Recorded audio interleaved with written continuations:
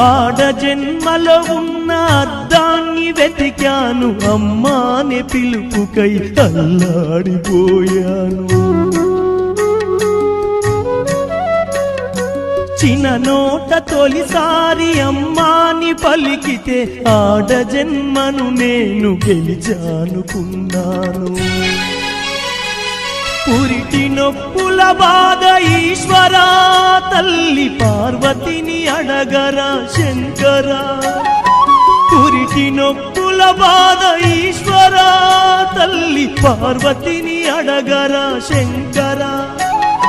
తల్లిగా పార్వతి